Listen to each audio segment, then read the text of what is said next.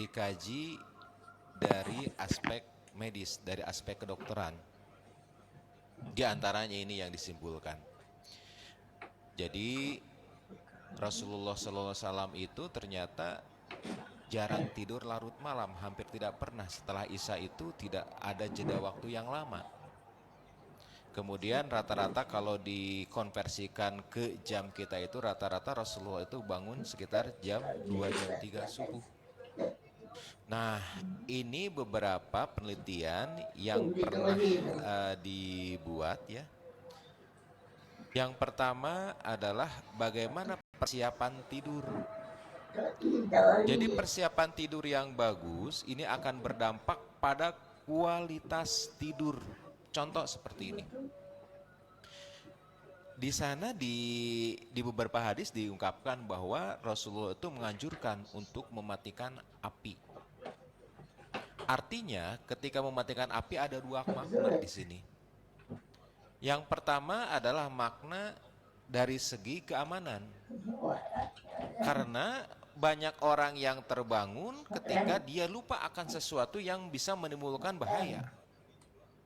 Kemudian mengunci pintu saja. Alah, kadang-kadang itu pintu udah dikunci belum ya? Ketidur lagi. Pintu udah dikunci belum ya? Tidur lagi begitu. Jadi selama tidur itu mungkin ada 3 fase. Ingat bahwa kunci itu apa sudah digembok ataukah belum. Ini yang menjadi ciri kedua dari kualitas tidur itu menurun kan? Ciri pertama dia mudah tidur, ciri yang kedua adalah bagaimana tidur itu tetap kontinu terpelihara.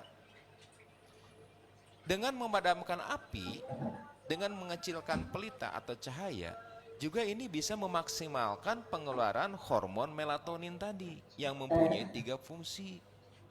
Itu kalau kita kaji secara medis. Kemudian juga bagaimana Rasulullah sebelum tidur itu kan mengusap tempat tidur tuh, membersihkan. Artinya apa?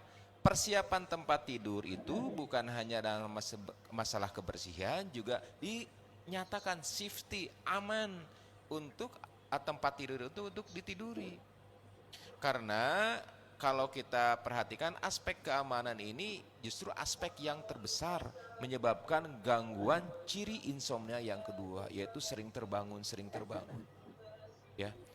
Nah, selanjutnya ini yang Masya Allah saya perhatikan bagaimana ternyata wudhu itu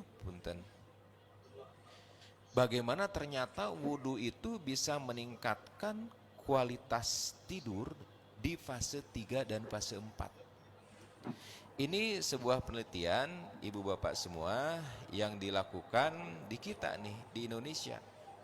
Jadi ada 17 orang yang diberikan perlakuan sebelum tidur itu dianjurkan untuk berwudu.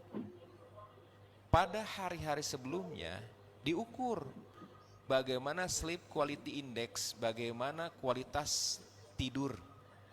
Kemudian ketika diberi perlakuan dengan wudu, ternyata ada perubahan dari kualitas tidur. Di sini dikatakan bahwa pada penelitian ini ditemukan bahwa terapi wudhu dikatakan terapi wudhu karena ini pada orang-orang yang insomnia.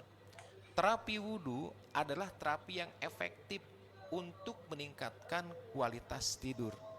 Ketika kita berbicara kualitas